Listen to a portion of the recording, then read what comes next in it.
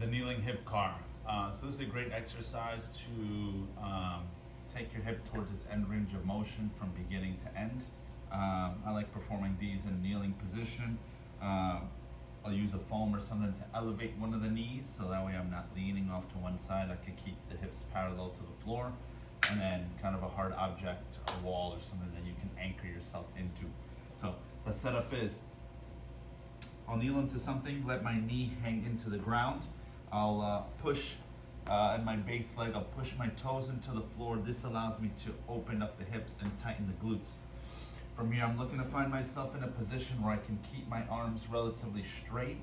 So from knee to shoulder, I'm one straight line. So I'll start in this kneeling position.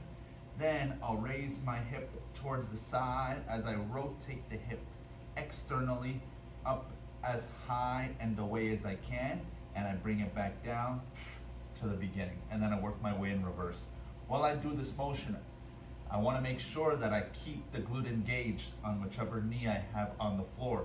You want to avoid bending the hip in order to get yourself back into that position. That's what gets going to keep the hip locked in, and you're really just moving the upper leg inside the hip socket. Now, glute engaged, and coming from here, pull off to the side, as high up to the side as you can, as you start to internally rotate the upper leg and back to your starting position.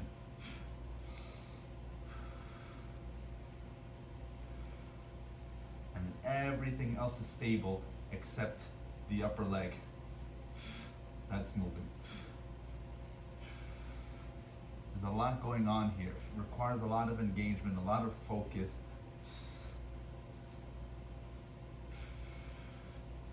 But those are your hip cars. And you'll repeat on the other side.